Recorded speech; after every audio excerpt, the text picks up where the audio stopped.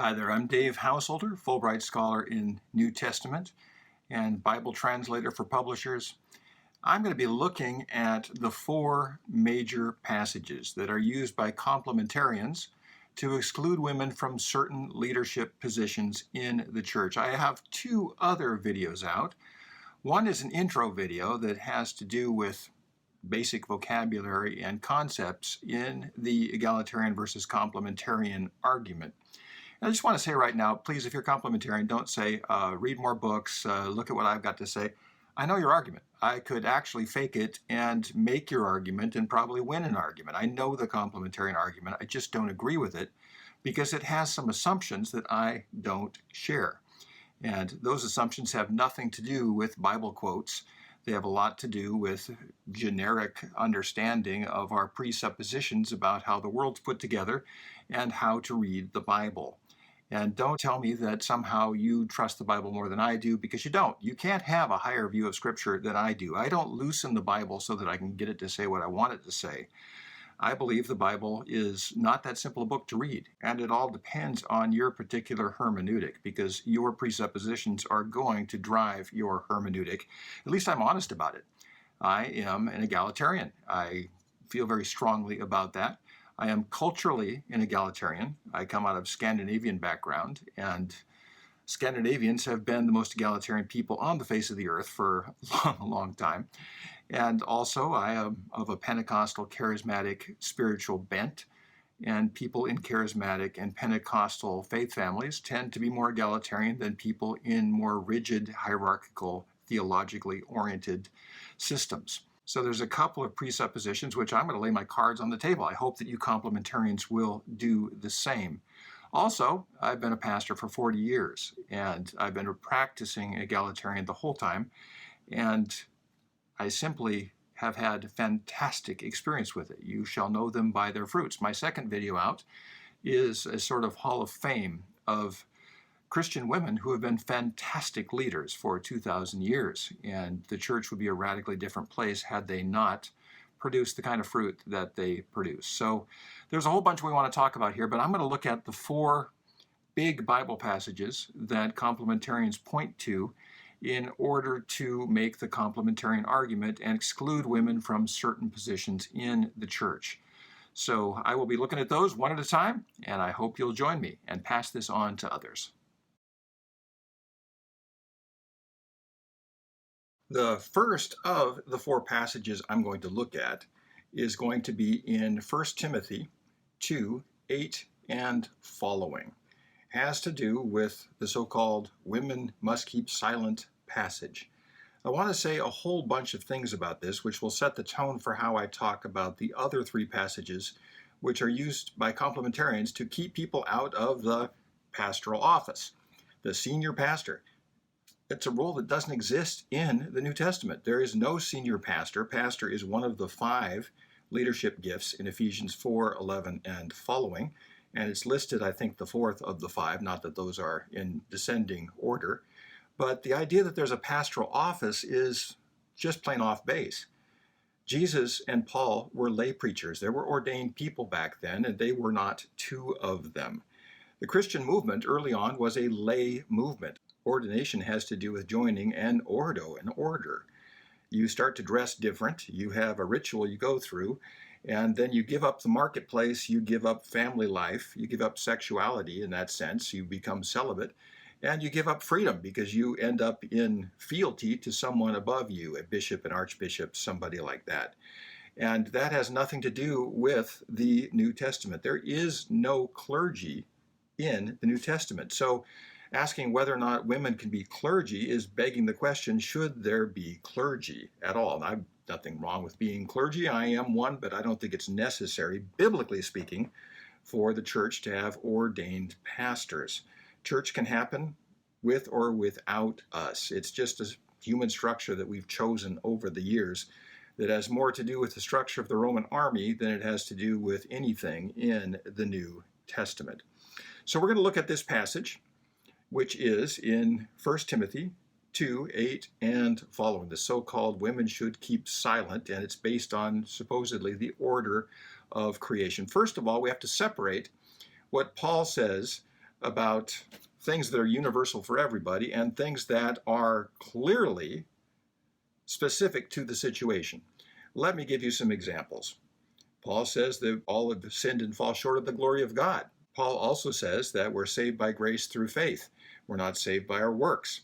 Those are things which we build our entire skyscraper of thought on as Christians, and those are what I would call Torah, things that are basically for everybody, valid for everybody in every place and every time. When Paul says that there's neither Jew nor Greek, slave nor free, male nor female, all are one in Christ Jesus, he's hitting the Torah button. Now, on the far extreme, on the other side, Paul is writing Midrash. Torah, those are things that are valid for everybody for all time. Midrash is application of these bigger truths to local situations. Now, let me give you an extreme example. When Paul says to Timothy, and once again, we're talking to Timothy, so we're in the letters to Timothy right here. These are the same letters. Says, hey, when you're having stomach trouble, drink some wine. Now, that is not Torah. I don't know about you, but if I've got stomach problems, the last thing I'm going to do is drink wine. Wine is acidic, and this is by no means. The same churches that say certain things are good for all time when it has to do with men and women also have to do with wine. I don't think so. I don't think any hardcore complementarian church insists legalistically that everyone with stomach trouble should and must drink wine. No, that's Midrash. Midrash is application. Torah is stuff that is valuable for all time. Now, the truth is there's a line between the two in Paul's writings, and he even says so from time to time. But Paul is not a real tight writer. He's just all over the place, stream of consciousness, and it is hard to rightly divide the Word of God. It just is, especially with Paul. Try outlining one of his letters. Give the same letter to someone else and they're going to give you a different outline. Paul doesn't write in outlines. Paul doesn't write systematically. Paul is not writing a systematic theology. Paul is applying really super high-level spiritual genius truths to local situations. Without Paul, we wouldn't have Gentile Christianity as we now have it. So where is the line between Torah and Midrash in his writing? Sometimes he says, hey, this isn't from the Lord, this is from me. And sometimes he neglects to say that. And sometimes it's very clear that it is Midrash, and sometimes it's very clear that it's Torah. And this is one of those passages which is debatable. Now, I would say that this passage is Midrash for a lot of reasons, which I'm going to go into right here, or at least basically Midrash, but also got a little bit of Torah in it. So we're going to talk about that. Now, we have to also pay attention to the fact that this is a letter to a young pastor. I'm an older pastor. I'm almost retired. And I often give advice to younger pastors. And younger pastors are different. And I don't give the same advice to each one. Paul doesn't give the same exact advice to Titus he does to Timothy. You don't raise your kids exactly the same, because easy kids, you really don't need to supervise much. They supervise themselves. And difficult kids, you need to engage a little bit more directly in their upbringing. Much like Paul was very easy on the Philippians and really hard on the Corinthians, because the Corinthians were his problem child, and the Philippian church was his model church. And so he writes differently to those two different churches in a midrash kind of way, talking to specific people about specific situations. Now, Timothy, he needed confidence. Paul needed to instill a backbone in him. Why? Timothy is smoke jumping into Ephesus. Now, Ephesus was one of the wealthiest, if not the wealthiest city in the whole world at the time. About 400,000 people, about the same size as Long Beach, California. They had hot and cold running water. They had pension plans, they had nursing homes, and life expectancy, if you got past your childhood diseases, was around 70. This was a first world city. There was a lot of wealth. And the women in town, it was like the housewives of OC. They were wealthy, and they were confident, and they were egotistical and narcissistic. And he was sending Timothy into this situation. And Timothy, you can tell by Paul's writings, is not the world's most confident guy. And Paul is trying to buck him up a little bit and give him some courage. And he's saying, you get in there, there's going to be some assertive women, very assertive women. Why? Because the temple of Diana, the temple of Artemis, Diana in Latin, Artemis in Greek, was one of the seven wonders of the ancient world, along with the pyramids and all that stuff. And this was a magnificent temple. And basically, women were in charge of much of what was going on. It was a female-oriented religious system because they had a goddess at the top and everything else. So in Ephesus, he's sending Timothy in and he says, hey, watch out for these hyper-assertive women and try to create some balance there. So he's going to have to confront some of these women who are going to assume that since, hey, we're starting a church, we're now Christians, we're in charge, right? Well, Timothy has to create some balance and room for men to do ministry there. So we've got the Torah versus Midrash issue, the advice to a young pastor issue, a specific young pastor going into a specific place, which creates more of a Midrash situation than a Torah situation in that case. So these women were wealthy. They were wearing gold. They were wearing pearls. They were braiding their hair fancy and going to get their hair done every few days, that kind of thing. And Paul said, hey, in this passage, none of that. Now, what I want to know from you complementarians, are you consistent here? When you say that women can't teach or have authority over men, are you also saying that nobody comes into your worship space wearing gold or pearls? Or do you make women unbraid their hair if they're braided on the way in? I don't think so. So either be consistent or drop it. If you want to say that this is Torah, then the whole thing is Torah for everybody in all times and all places, and you don't do that. Only the most extreme sect-oriented Christians, that women can't braid their hair, wear gold or pearls. So let's be consistent with those things. He also says, with the whole order of creation thing, watch for deception. Now, Paul leaves out some of the story. Paul is not the ultimate interpreter of the creation narrative. That's ridiculous. You look at Paul and he says, hey, the woman was deceived, which is true. But the man was also kind of a joke. He said, the woman you gave me, he blames the woman and God, doesn't take responsibility for anything. He leaves this out. So should we leave that out of the book of Genesis from now on? No, he is choosing to highlight a part of the story to give Timothy courage, which he tends to lack, in the face of very assertive, wealthy women who are used to being in charge of the whole Diana cult and all that kind of thing, and they had the money to back it up. So Paul is sending Timothy in, smoke jumping into a challenging, wealthy city. So he says, watch for deception here. Eve was deceived, and you could easily be deceived by these women who are out of balance. So what about this wife, woman, husband, man thing? I do not allow for a woman to have authority over a man. Well, the truth is, in most languages, unlike English, the word for man and the word for husband is the same. I speak fluent German, I speak fluent Dutch, and it's exactly the same as in Greek. The word for a man and the word for husband are the same. In these cultures, a woman says, this is my man, not my husband, and a man says, this is my woman, not wife. They don't have words like wife and husband in these languages. So conveniently, they translate it not husband, not wife, but on the other hand, they translate it as man and woman. So no woman, single or married or widowed or whatever, can have authority over any man. And that's not necessarily what it says. We're not sure if he meant men and women or if he meant husbands and wives. Let's just be honest about that. The text is ambiguous.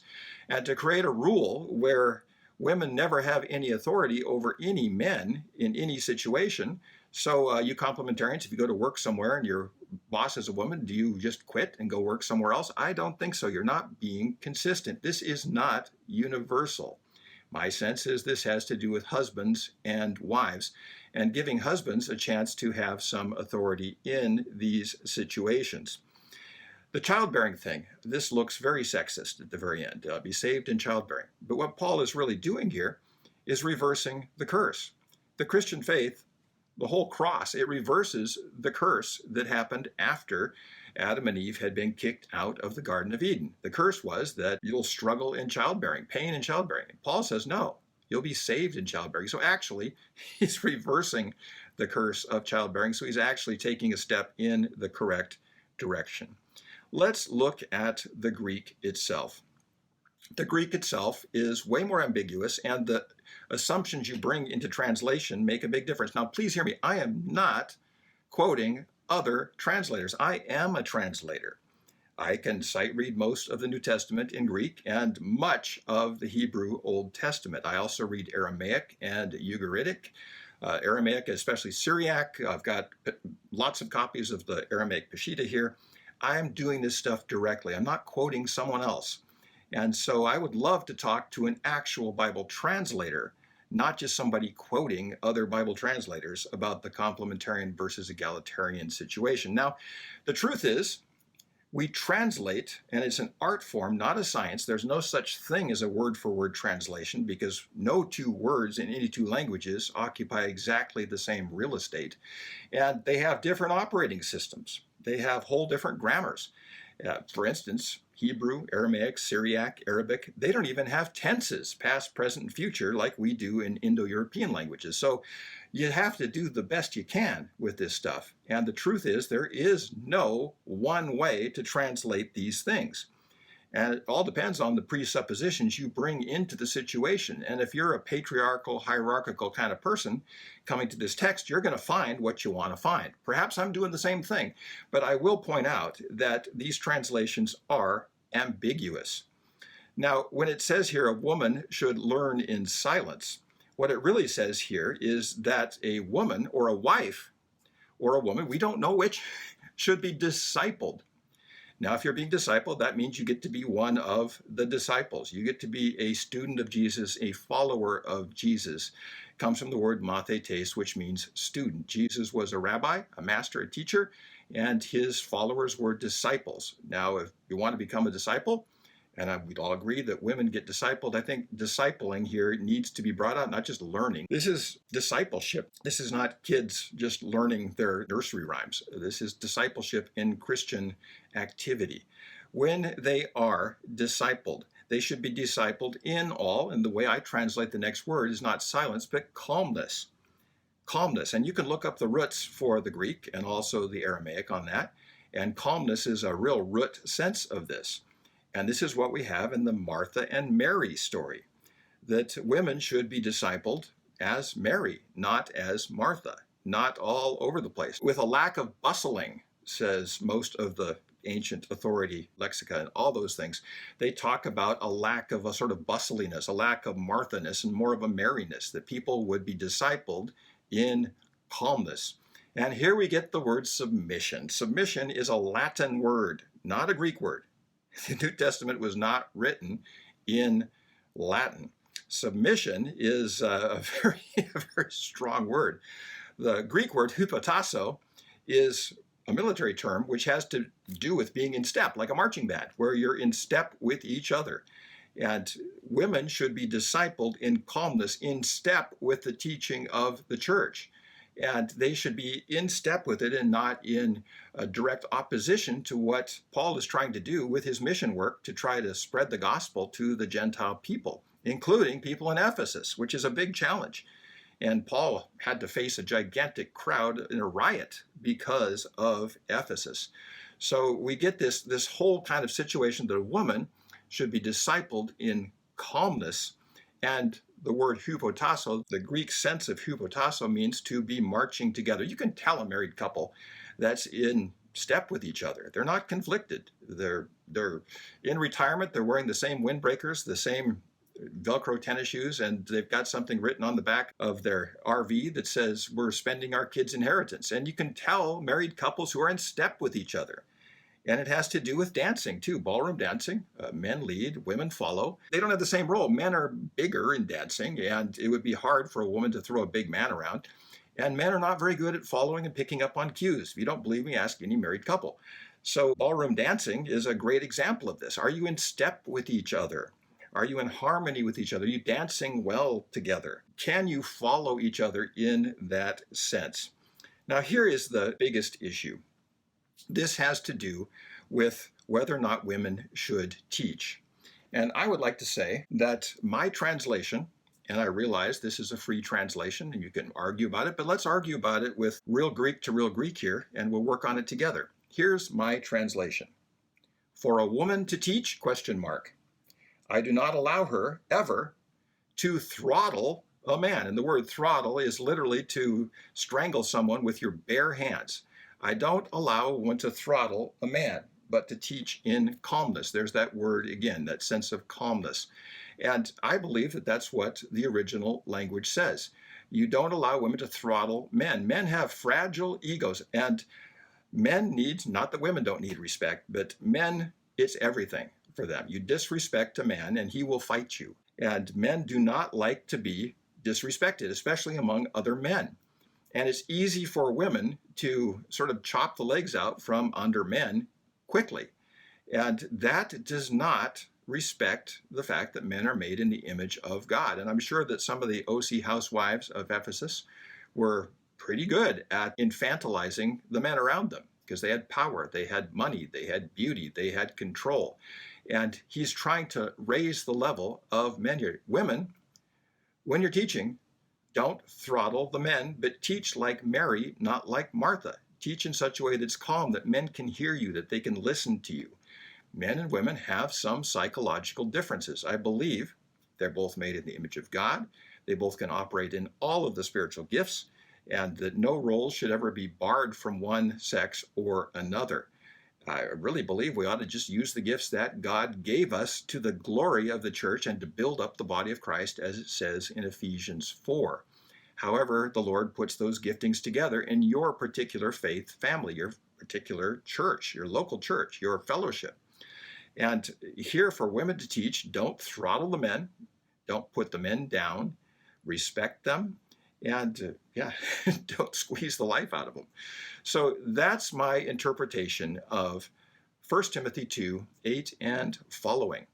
And if you want to argue with me, that's great, but don't just throw me back the same complementarian verses without looking at the cultural situation, without looking at the original Greek, and also without looking at the very clear line between Torah and Midrash, what there has to be somewhere. There has to be a line somewhere.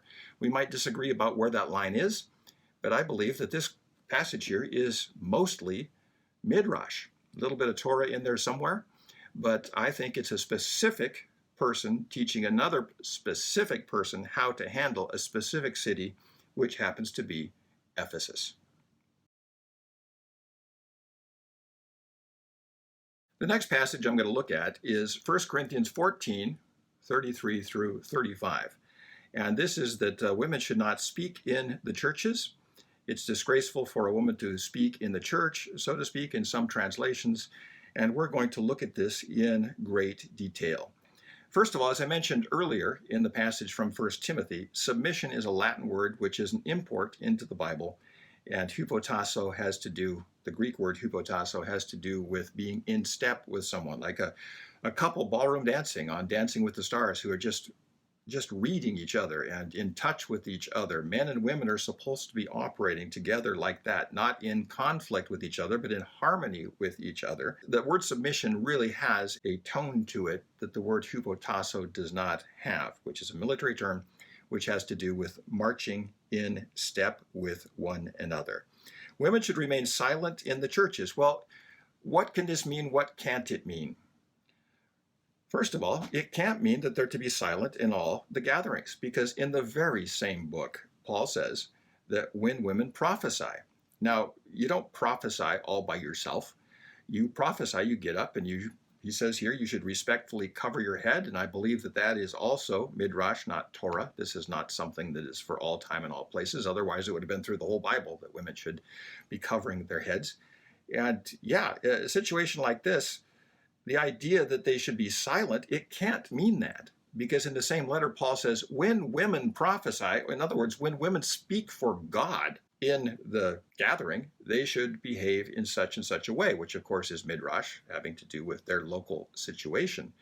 But the idea that somehow this passage nullifies the prophecy from Joel, that your sons and daughters shall prophesy, and nullifies the first half of 1 Corinthians, where Paul assumes that women are speaking in the church, it simply can't mean that. And it also can't have anything to do with pastoral roles, because there is no such thing as a senior pastor in the New Testament. If you want to find the passage for senior pastor, go ahead and find it. I'll wait. It's not there. The early church was a lay movement. Jesus and Paul were lay preachers. And to use this to say the office of the pastor cannot be occupied by a woman is absolutely ridiculous. And once again, you have the husbands and wives thing here. Greek, of course, has no real big distinction between husbands and men and women and wives. You would simply say, this is my woman or this is my man, like you say in many languages, including two of the languages I know, German and Dutch. You'd simply say, Wendy ist meine Frau. She's my woman. And she would say, David ist mein Mann. He's my husband. He's my man, literally. To conveniently use husbands and wives in these situations interchangeably and then not consistently with 1 Timothy 2 is inappropriate translation of languages. So it can't mean that women were speaking in the gatherings. And first of all, Corinth was a misbehaving church. And most of 1 Corinthians can be subtitled Paul Scolding Corinth. Corinth was the problem child church. You don't use scolding as Torah for the rest of the Christian church forever. Perhaps here there were some women who were completely out of order, and Paul needed to do something about this through one of his letters. Corinth was the opposite of Philippi, as I've mentioned before. Corinth was the dysfunctional church. Corinth was the church where people were getting drunk at communion, making fun of poor people, speaking in tongues all the time, so nobody had any idea what was going on, and it was basically chaos. So Paul is coming down on Corinth. Now, some people read Corinthians and they're afraid to take communion because of the things Paul says about Holy Communion. They're afraid to speak in tongues because of some of the things that Paul says about speaking in tongues. Both were radical abuses of these things. And you don't create a systematic theology around a scolding about radical abuses. Paul doesn't write these things to Philippi because Philippi was well behaved, and by the way, Lydia was probably leading the church there. So to universalize a scolding and turn that into a universal thing. Now you can use some of those things as sort of, danger guidelines in case things get off the rails. But my guess is at your church, people are not getting drunk at communion and making fun of poor people. So, and they're not speaking in tongues the whole time they're there.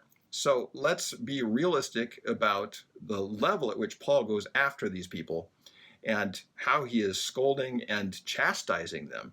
And the truth is, the church doesn't always need chastising. There are times when the church is operating wonderfully with men and women, both leading, both using their gifts and building up the body of Christ. So now we've got 1 Timothy 2 finished and 1 Corinthians 14. So let's move on to 1 Timothy 3, 1 through 7, and Titus 1, 5 through 9. So now we're going to look at the qualifications for leaders. And these are things that Paul says to Timothy and to Titus. So he's helping them as young leaders, as sort of apprentices, to build up a certain kind of leader. And these lists are such that if you use them really legalistically, even Billy Graham wouldn't qualify. He had a lot of kids who were out of control during the peak years of his ministry. So nobody, I don't know a single human being who matches all of these qualifications. And I do think they are things worthy of striving for. And these are the things we should shoot for in life. We should shoot for keeping the commandments. We should shoot for loving our neighbor. We should do all of these things. Nobody fulfills all of these leadership recommendations. And if you were to enforce them, consequentially, there'd be no leaders in your church. I once talked to a pastor who said, we're really looking for elders in our church, but the qualifications are such that we really can't have any. So we're just waiting till we find someone who is able to do this. Well, that's too picky. Just like finding a spouse. You can be so picky that you never get married. And there comes a point where you just have to do the best you can with what you've got.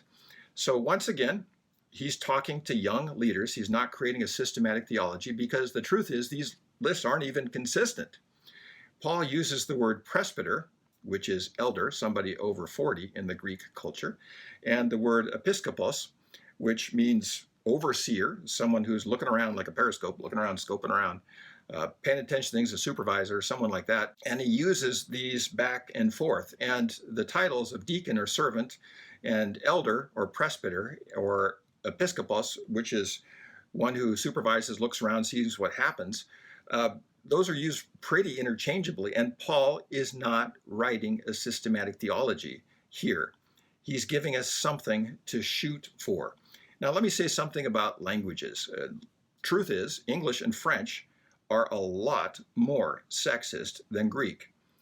Let me give you an example. The word anthropos, which is person, singular, anthropos. Any woman can stand up in a Greek context and say, ego eimi ho anthropos, I'm an anthropos. But nobody in the English-speaking world can stand up and say, I'm a man. Or in French, je suis un homme. They're not men. And French and English often translate anthropos as man. And they say, oh, it means universal. But it's not as universal as the Greek. And throughout the New Testament, we have the word anthropos translated as man rather than person. Now, German doesn't have this problem. German has the word Mensch, which means person. And any woman can stand up in Germany and say, ich bin ein Mensch, I'm a person. But as I say, no woman can stand up and say, I'm a man. So it's more universal in Greek and in German than it is in French and English. So we've got French and English are actually more sexist and more exclusionary than the Greek, original Greek of the New Testament, and some modern languages too, like German. So you've got this real challenge here. When you translate anthropos as man throughout the New Testament, and you use masculine pronouns for generic things, which a lot of languages do. We've got all kinds of things like proverbs in the Bible that talk about a man who does this, a man who does that, and obviously it refers to women also. It's not like these blessings are only for men. So we have to be consistent with that. And just because we hear grammatic pronouns and other things, we have to be very skeptical about this. We have to look at the passage. Was this intended to relate to everybody? Well, we don't know exactly. But when he says that a bishop or an overseer, episkopos, must be the husband of one wife, you say, well, so there, if the bishop has to be a husband of one wife, that means it has to be a man. Well, that's, first of all, that's implied. That's not a rule that's actually explicitly said. And the truth is, there was a lot more polygamy going on in the ancient Near East than there was polyandry. And polyandry is a woman having a lot of husbands. That didn't seem to be the case back then. And the truth is, I've really never seen it anywhere. I'm sure it exists somewhere. But polygamy was practiced all over the Middle East, still practiced in some parts of Africa and some parts of Asia. And that is something which makes it really hard to be a bishop and episcopos, because if you've got a bunch of wives, it kind of takes up all of your energy and you have really no energy left over to oversee the church. And just because it says that bishop ought to have just one wife, it doesn't mean that you can't have women who are supervising things. There are women in our church here in Huntington Beach that are better at supervising than I am. I'm better at some things, they're better at other things. We use our gifts and we use them together. And that's where the word complementarian, I don't like it when complementarians say that they're the only ones that are complementarian. I think men and women have all kinds of gifts, and all of those gifts should complement one another, as Paul says in how the body fits together with the foot and the eye and hand and all that kind of thing, and is the best organizer, best supervisor. Sometime the wisest, oldest person is a man. And you want to use those gifts to supervise, to be an elder, to be all those kind of things. And you want to look at what the Lord's given you and put those things together. So the idea that you can create a systematic hierarchy of church leadership from Paul's letters to Timothy and Titus, you and I both know you can't do that. You can try, and you can try to create some kind of tinker toy thing that relates to this. But you have to get so granular and so legalistic that it really leaves out any pragmatic use of spiritual gifts by men or women. And by the way, the spiritual gifts list, all of them are open to men and women. If God wanted to limit those spiritual gifts lists to one gender, he would have said so, especially in Ephesians 4. Those are the leadership gifts, and gender is not mentioned. And it would have been there if that was such an important thing. That's something which is more Torah than Midrash, Ephesians 4:11 and following. So let's look at the Bible and let's continue to do the best we can to find out what the original intent of the Word of God was. And let's do it in such a way that builds the church up. Staying here with 1 Timothy 3, 1 through 7 and Titus 1, 5 through 9, the truth is that male and female elders are both mentioned in one of these passages. And the list for female elders is actually longer than the list for men. So we know it can't mean that only men can be elders, because it says for women elders, there's this and this and this, and the list is actually longer.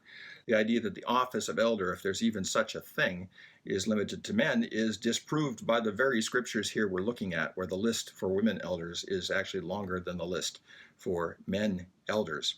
And also, the truth is, in the early church, before the sort of institutionalization of church, which came centuries later, leadership was flexible. We had small churches. They could fit in someone's living room, someone's parlor.